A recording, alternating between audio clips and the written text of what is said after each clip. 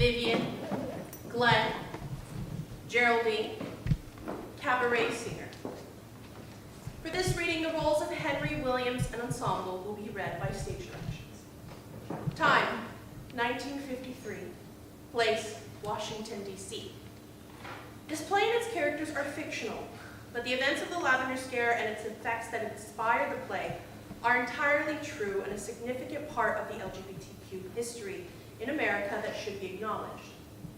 Stylistically, this play should feel somewhere on the spectrum between a Golden Age musical and a magical realist play. While it is not a musical theater piece, it is intended to touch on expectations of musical theater and use some of its structure to tell the story of these characters. For the purposes of this reading, a truncated version of the play will be read with fewer characters and scenes than in its intended full form. With that in mind, many of the scenes would have had more music interwoven into them than in this particular version. Scene 1. Lights come up on the stage and reveal June in her apartment getting ready for her first day of work. She puts on a record and the lights reveal the cabaret vocalist on one side of the stage. The vocalist and her stage do not move throughout the play. Song, I Wish I Had a Girl. Doris Day's arrangement begins to be sung by the vocalist as June continues getting ready. We see her exit and sit on a bus bench, flipping through a lesbian pulp fiction novel as she waits. Others go through their day, moving differently than her. She notices this. Arthur enters from the other side of the stage. He and June pass each other on their way to work. June enters the nondescript federal office and is greeted by Williams. The lighting shifts and the office comes onto the stage. It is bustling with workers filing, working at typewriters, leaning against walls, and smoking. The song ends. June! So glad to have you on board. You ready for your first day? I'd like to think so. Don't worry. You've got a great head on your shoulders. A Sarah Lawrence graduate, huh? I got a cousin in New York. Oh, I'm not from Good. there. Here's your new partner in crime, June. Meet Geraldine. She'll be showing you the ropes today. Pleasure to meet you, June. Have you worked here long? Well, I'll leave you to it. Check in with you later. Geraldine takes her arm and she begins wheeling her around the office. To answer your question, not too long. They tried to hire me as a cleaner, but I told them, look, I graduated college with a college degree, so I'm just as qualified as everyone else to work as a secretary. I have to admit, this is my first secretary job. I hope I'm not too much of a burden on you to bring me up to speed. If you know how to type and answer phones, you'll be just fine. I used to answer phones for a department store when I was in college. Then you're further along than some of these other girls than when they started. I guess I was just intimidated by it being for the federal government, is all. Federal government, just like everywhere else, honey. The women stop moving and part physically. You feel more familiar with the place? I sure do. They sit at desks and begin typing and answering phones. June at half the speed of Geraldine. Hi there. You doing all right, rookie? Yes, thank you. You have any questions? Sweet Miss Geraldine is your go-to. She's an upstanding American worker, I'll tell you. She's been very helpful. Thank you, Mr. Williams. Thank golly for that American workday too, huh? Out of here at the early hour of 5 p.m. Some foreigners work all through the night. That kind of thing reminds me how great a country we are, you know?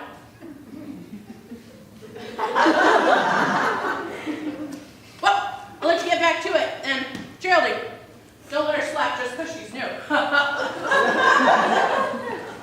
he always around that much? Unfortunately, yes.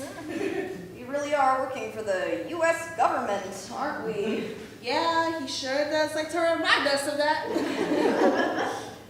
Where's the restroom at? I don't think you showed me that. Oh, I'm sorry. I must have forgotten. Come with me.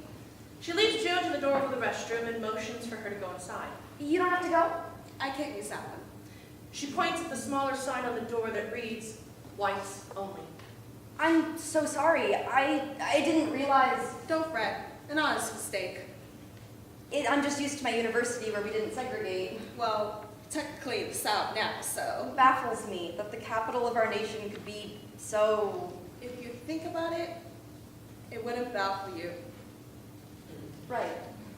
Well, go ahead. I'll be at my desk when you're finished. June enters the restroom. A cleaning woman, Vivian, is mopping the floor. June stops in place, unsure if the floor is able to be crossed. Oh, I'm sorry. Vivian looks up at her and stops mopping. June is stopped in her tracks by Audrey. The cabaret singer and band repeat the chorus of "I Wish I Had a Girl" while they stare at each other. Gee, I wish that I had a girl like the other fellas had. Someone to make a fuss over me, to cheer me up when I feel sad. You can walk past. June forgets how to speak for a moment.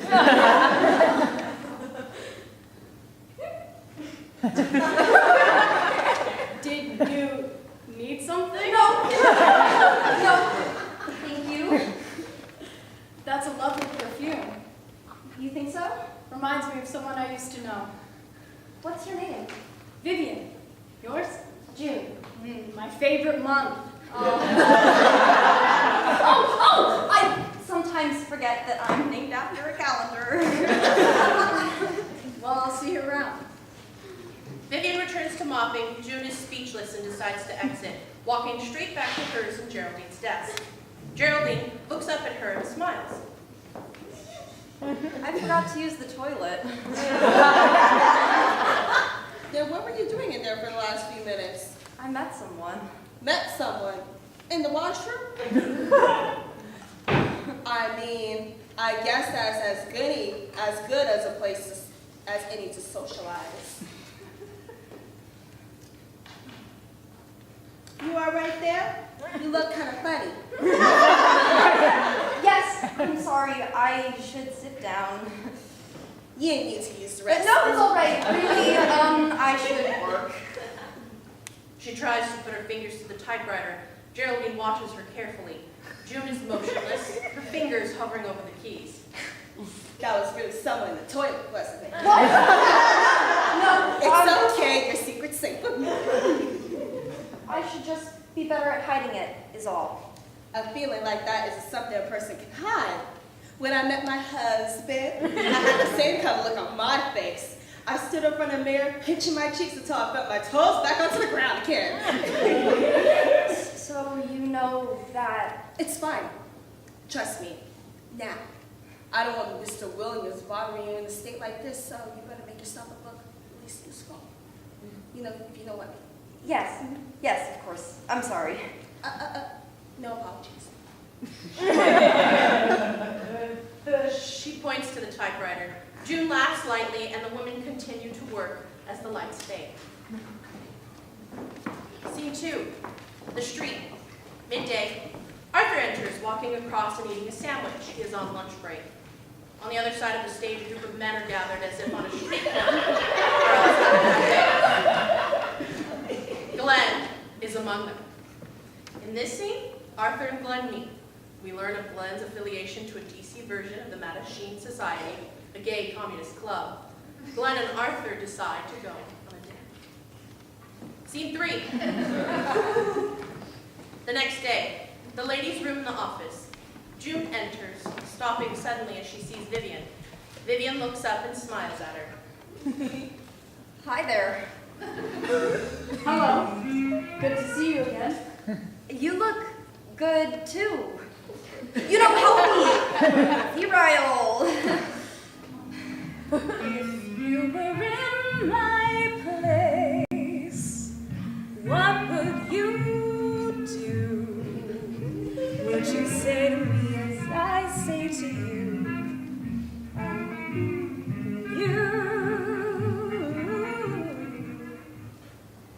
The musical interlude begins again.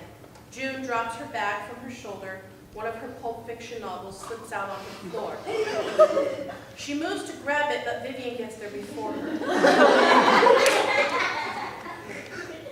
Women's barracks? I read this last month. It's an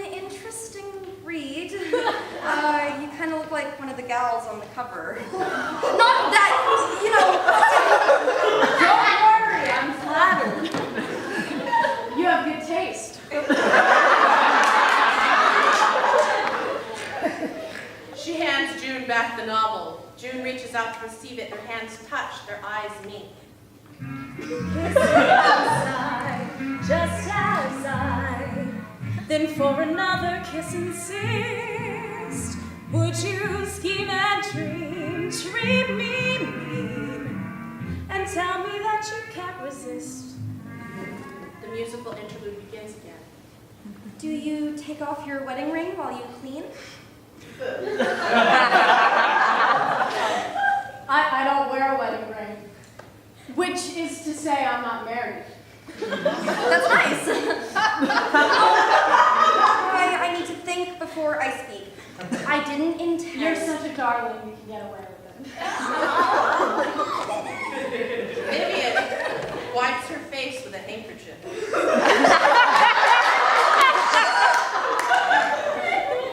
June is love-struck.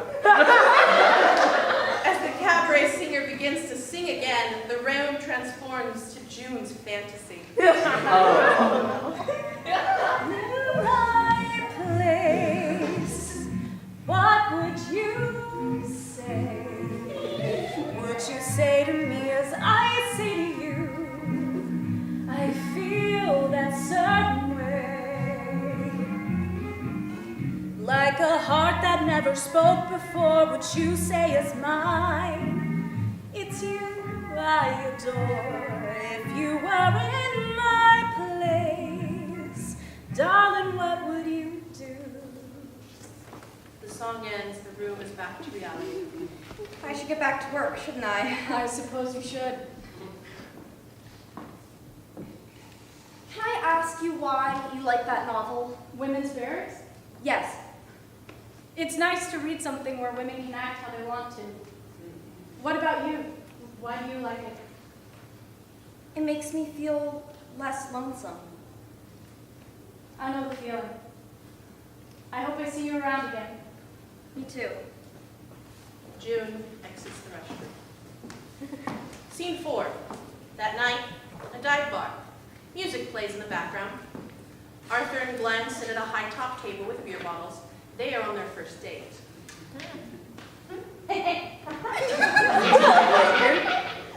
Actually, I'm from Philadelphia. I moved here a few years ago for college. Oh, what did you study? Economics. I dropped out my second year in. Well, it's not for everyone.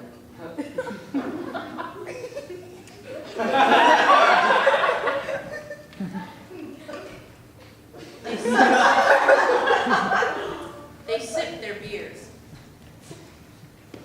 Can I be honest with you? Of course. I hate small talk.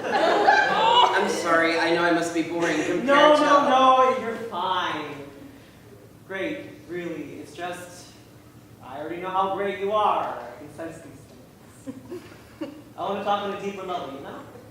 Okay, let me think of something deep to say. It doesn't have to be intellectual or clever, even. I'm just saying, you don't have to be polite with me. You know, the gritty stuff is what life's made of. What made you become a club leader? There you go, now that's the question. I grew up in a working class family in a working class neighborhood. My dad worked building cars until he threw out his back so bad he can't walk. And you know what the company did? Canada. Left us struggling to make ends meet. No compensation, no remorse. He worked for that company for 20 years. You know, that's when I started going to union meetings and workers' groups. I would probably feel the same way if the same thing happened to my family. But how did you make the jump from union to full-on red? College. In my classes, I couldn't stop hearing about how America was so great, how we took over innocent countries abroad to steal their resources and profit off of it. That making money at any cost was worth overlooking workers' experiences. You know, I began to wonder if there was another way of looking at it. You know, I read Marx and Engels, and I thought, how come everybody doesn't feel this way? Well, I don't consider myself an honorary Soviet or anything like that, but I do want the country that I live in to actually value the people that make up its population for something besides how much labor they put in for how much little cost. It's great that you're so passionate. I admire that. But you're not going to join us, are you? Don't say it like that. I'm thinking about it, I am. I'm just not one for joining clubs of any kind. Except for the Fairy Brigade, I guess. I didn't join that one either, I was born into it.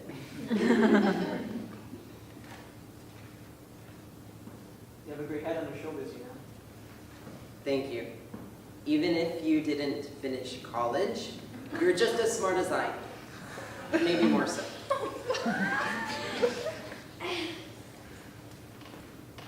Will I see you again? The night isn't over yet. Emotions for them to leave. Glenn puts cash on the table and they exit the bar. In semi-darkness, they kiss. Scene 5, the office. Closing time. June and Geraldine are exiting the front door. Vivian is waiting outside. June and Vivian lock eyes.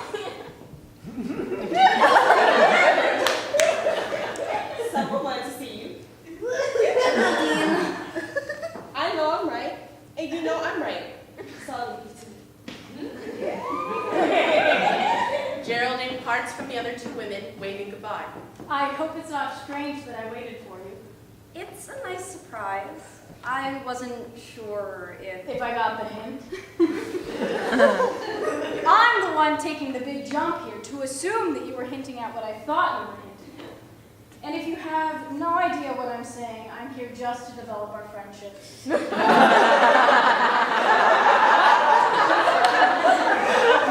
I was hinting at that. I'm glad. I didn't want to just be your friend. Vivian looks around before extending her hand to June. June cautiously accepts.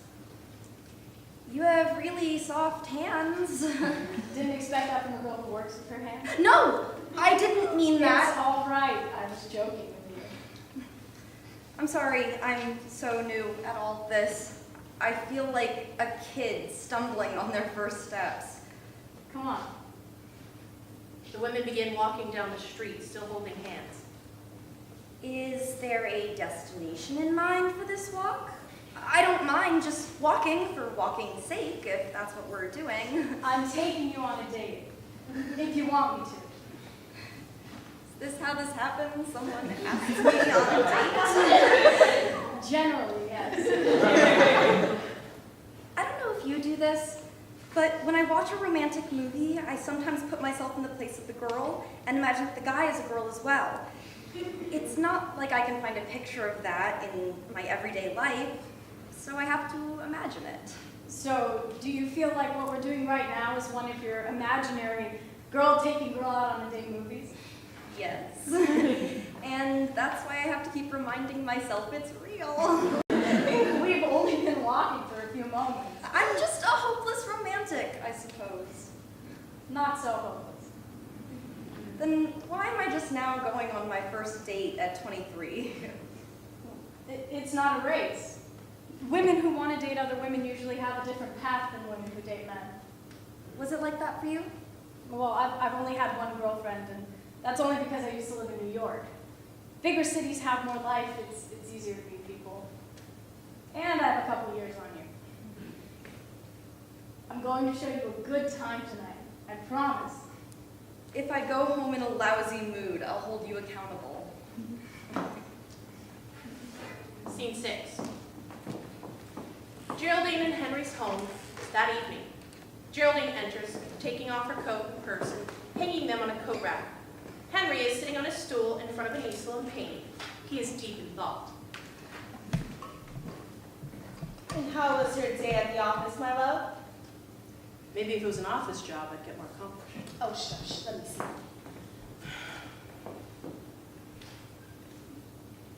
Well, you're awfully quiet. That's like you. I'm taking it in, like you do. I've barely started. It's not much to take in. I think it's one of your best. It's beautiful.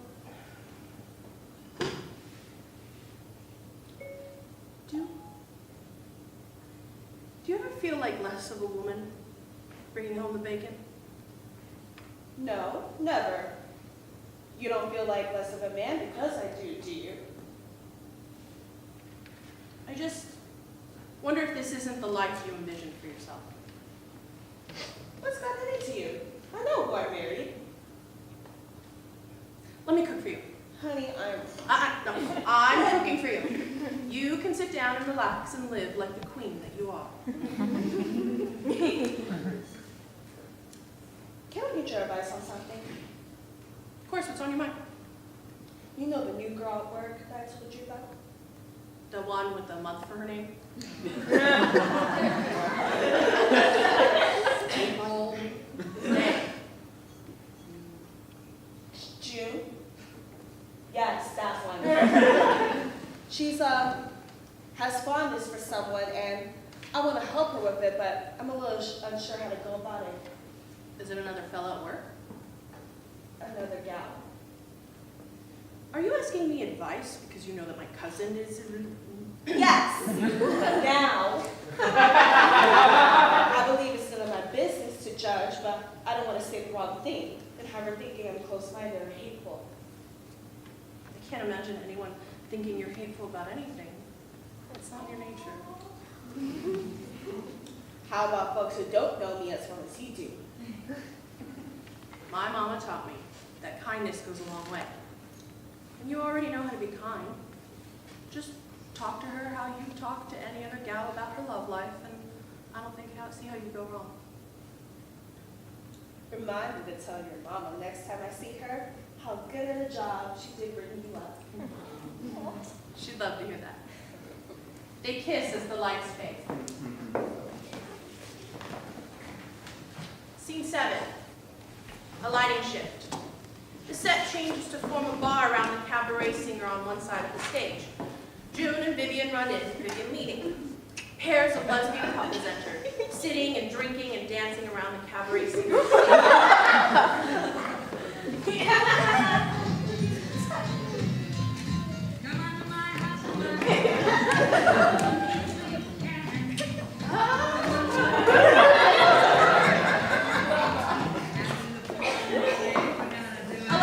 In this scene, the audience gets a glimpse into the gay and lesbian subculture as June and Vivian go on their first date.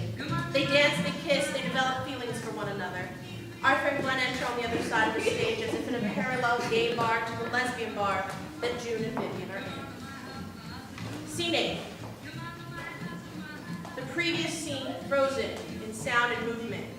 We see June and Vivian dancing together, Arthur and Glenn dancing together. A radio news broadcast plays. Breaking news. President Eisenhower signs into law Executive Order 10450, protecting our great nation from security risks at home. In response to previous claims about unsavory individuals working for the federal government and their possible role in providing information to national enemies, this order will effectively weed out any possible dangers. Individuals of special concern are sexual perverts or deviants who pose a powerful threat to the safety of our nation. Blackout.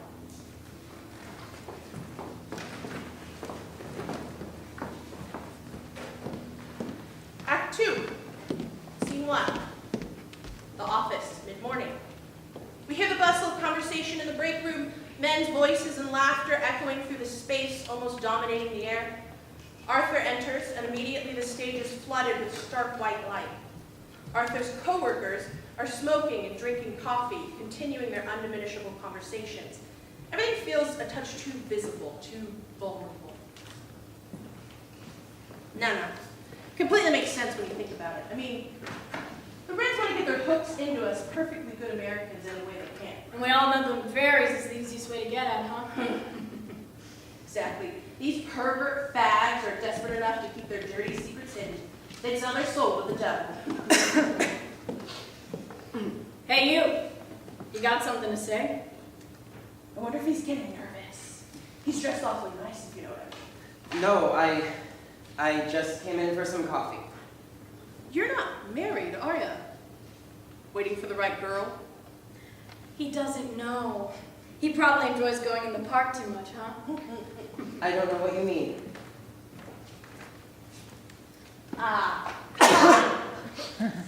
Everyone knows the park is where the perverts go to have their fun. Hell, ago, you'd even see these pansies walking down the street hand in hand. I, for one, am glad McCarthy and his boys are calling us to action against these pervs. I don't want to be working with someone like that or have people like that in our goddamn capital of all places. You know, You were saying? No, I'm just... All right. I just don't understand how it affects you. How does working or living among homosexuals really affect your life? My point exactly. Sensitive issue for you? No, I just try to mind my own business, you know? Why get concerned with what others do? I guess you've got a point. Thank you. Now, if you don't mind, can I get by you? I don't know, can you? I think I smell some red on you. Blackout. Scene 2. The women's bathroom at the office. Mid-morning. Vivian is mopping. June enters slowly, wanting to catch Vivian by surprise. Hi, stranger. How is it possible you look even more beautiful? In your mind, it's possible. No, it's a scientific fact. My hypothesis, you grow more beautiful daily. June sits atop the counter. You're silly. Vivian stops mopping and approaches her, standing between her legs and looking up at June. You're gonna lose half your paycheck for being in the washroom so often, you know. I don't mind. You're buying most of my meals for me anyway. It's my favorite way to spend my paycheck. She leans in to kiss June. While they are kissing, the bathroom door swings open. Woman 1 enters and stops in place. Oh, why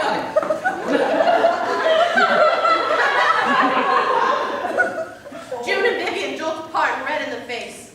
Vivian rushes back over to her mop. June jumps off of the counter and straightens her skirt. Woman 1 stares a moment, then exits.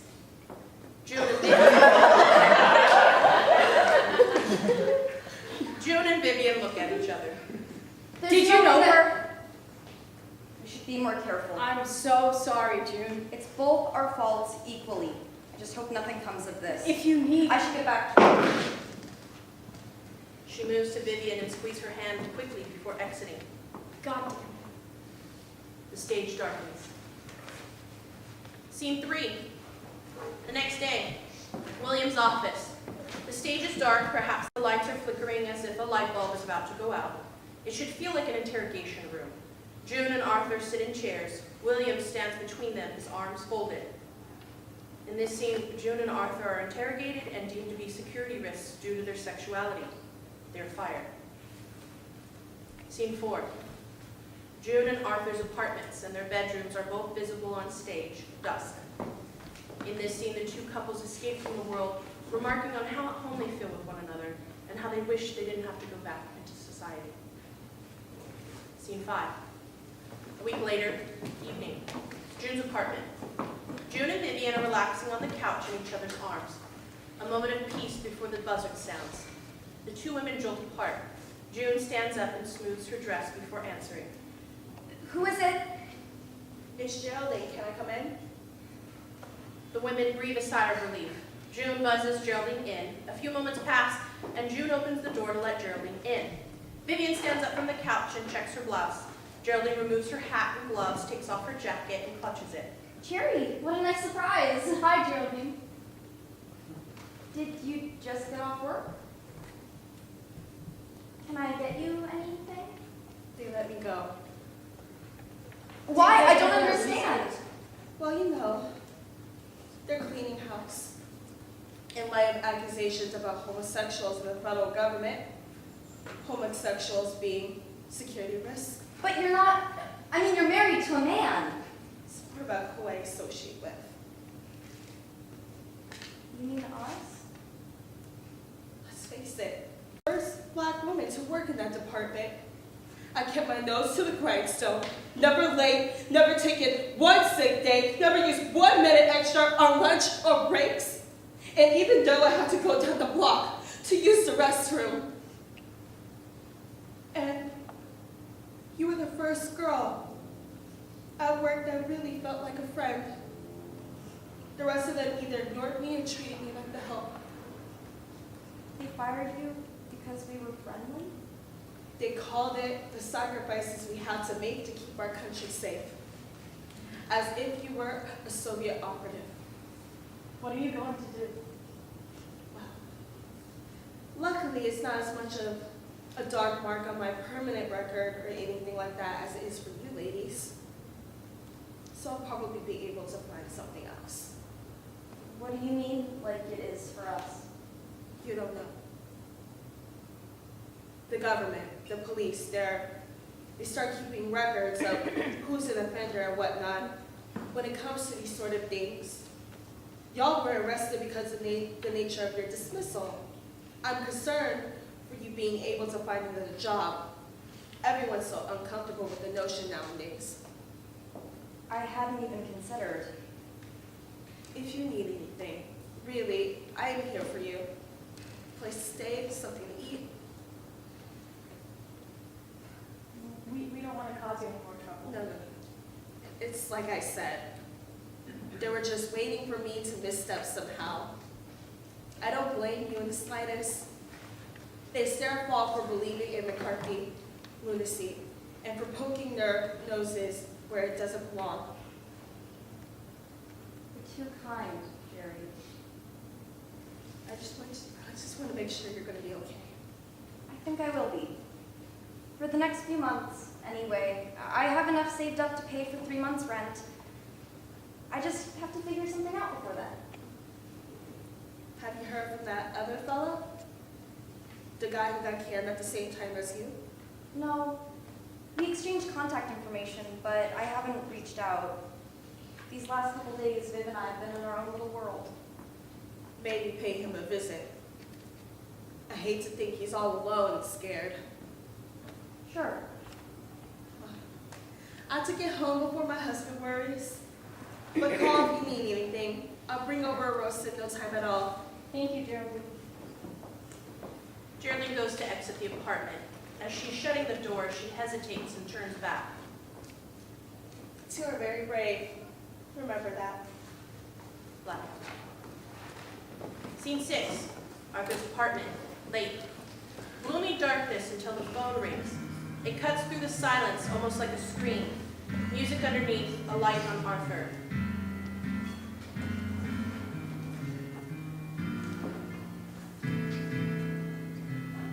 Hello? Arthur, it's me. Glenn, is everything all right? I thought you just went to get some beer. You've been gone for hours. I got into some trouble. What do you mean? You don't sound like yourself. Arthur, I got arrested. For what? Did you do something stupid? No, I took a shortcut through the park to get to the store, and I was thinking, It's illegal to walk through parks now? it is for people like us. Are you hurt? Yes. I'll come get you. I know it broke her and... No! Arthur, don't. I don't want you to get into trouble. Besides, it won't really help my case if my boyfriend bails me out.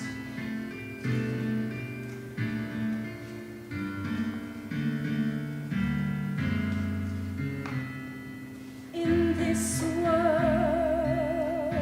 of ordinary people, extraordinary people, I am glad there is you.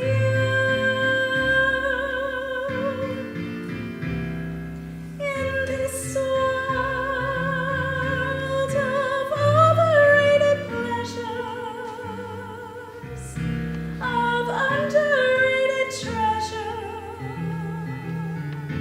I'm glad there is you.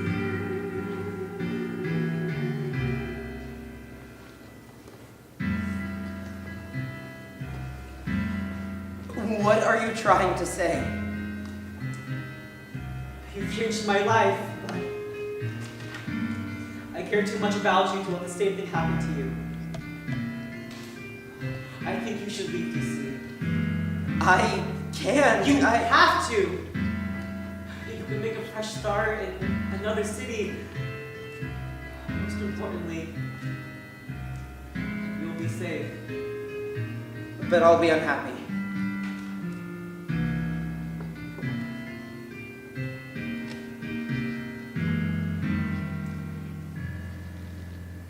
I live to love. I love to live with you beside me. This role so new, I'll muddle through with you to guide me. In this world where many, many play at love, and hardly any stay in love, I'm glad there is you. More than ever, I'm glad there is you.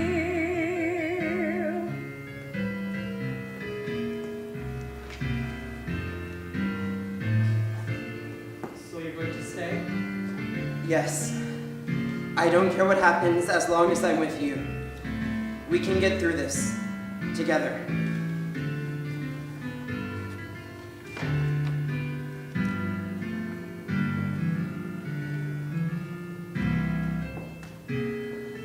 In this world where many, many play at love, and hardly any stay in love, I'm glad there is you. More than ever, I'm glad there is you.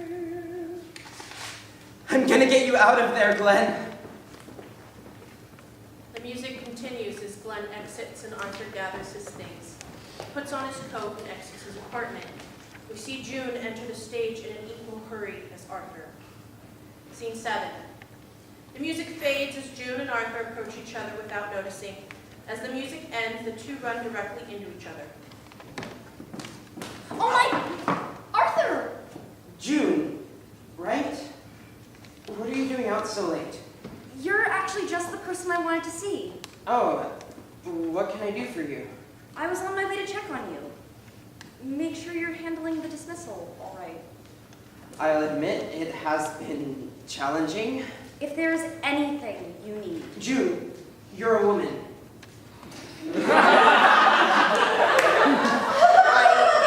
I I'm sorry, can you do me a favor? am? What is it? I don't exactly know how to say this. I'm not really one to judge, you know? Could you go to the police station for me? What's at the police station? A friend.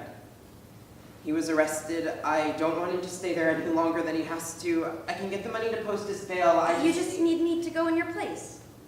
For appearances. It's so embarrassing. I wish I could just go, but I know it will only make things worse. Arthur, you were there when I was canned. I wasn't just an associate of an undesirable. I'm like you.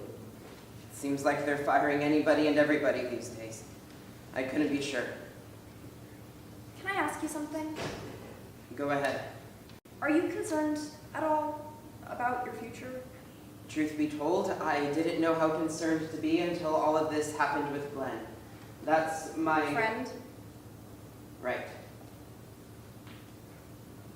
I can't help wondering, when did the world get this cruel? And when did the odds all add up against me? Do you think it'll get easier as time goes on? I can't say. Do you think it would be easier if we were different? I wouldn't be happy. I know that for certain. Me too. It's nice to hear someone else say it. So when do you want me to do this trade? What? When do you want me to post Glenn's bail? Arthur? What if we shifted the odds? What if we manipulated a corrupt system to keep us safe? A charade of sorts, like you said. You mean pretend to be people we're not? If only legally. And what would a legal charade look like? What's the legal way to prove you're like normal America? A marriage license. You want me to marry your boyfriend for appearances? Not Glenn, me.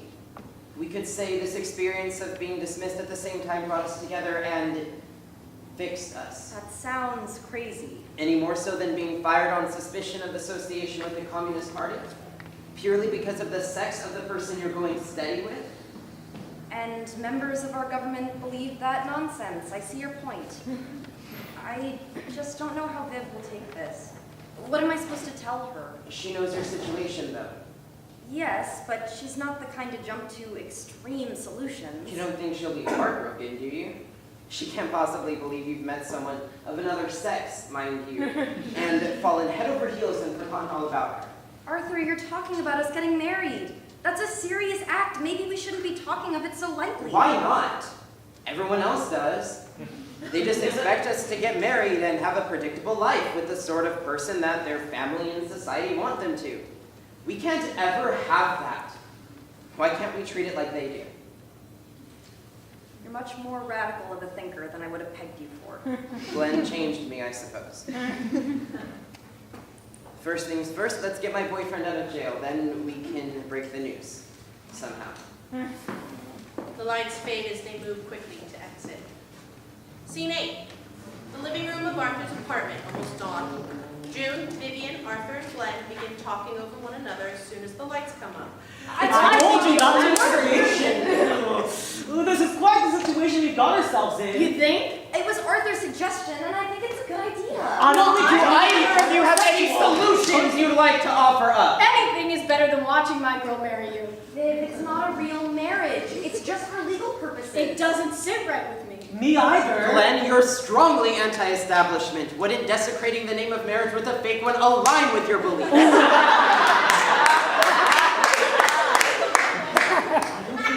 Participating in the noise, fighting back against it. This isn't the time for philosophy or political statements even. What about these real flesh and blood people, one of which you love, needing a practical solution to being blacklisted by the government? We need food and rent money, and we can't get that by having a theoretical debate or doing things out of pride. Vivian moves to June, embracing her. Glenn and Arthur look at one another. I know it's a lot to ask of you. But if I asked it of you, you'd agree without hesitation. June's right. I get caught up in the theoretical too often and, instead of acting in the moment.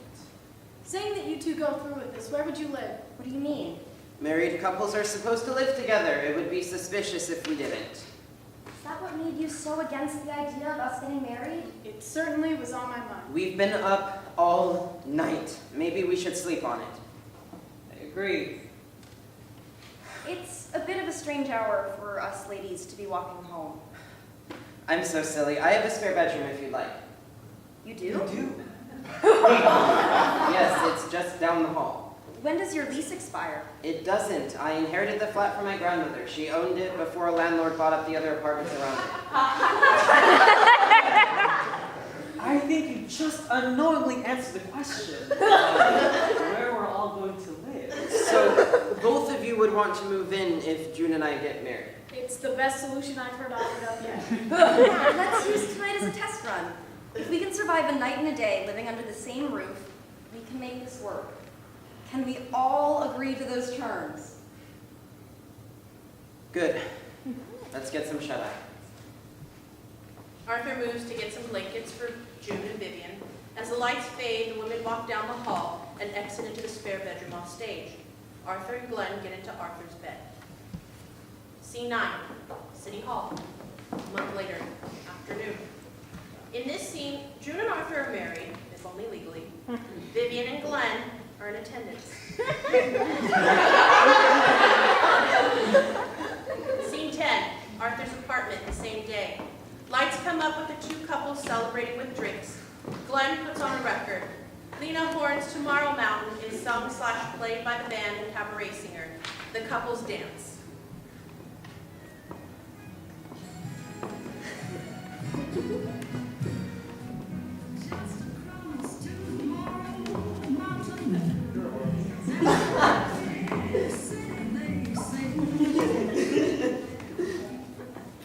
A musical interlude underscores the scene. A knock on the door. Arthur moves to answer it. Geraldine and Henry enter, holding gifts. Jerry, you made it! I would have missed my favorite girl's fake wedding party for the world. Hi, Geraldine. I'm glad you're here. What's this? A little something, something. Jerry, it's beautiful. Let me see it on you. Well, what do you think? You look radiant. Is that a painting? Good eye for your own. You painted this? It's exceptional. It could be in a museum. Spent the whole last month on it. He's such a perfectionist. I heard all about you folks from Jerry. I just wanted to capture what a beautiful spirit you have. I'm sorry. I just got No. wrapped up in... Don't worry. Don't worry. You don't know how much it means to me that you were emotionally touched by my work. That's why I do what I do.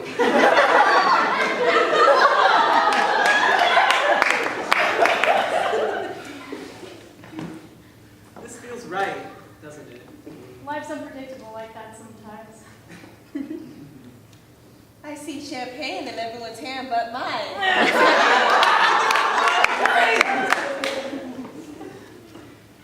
To the future.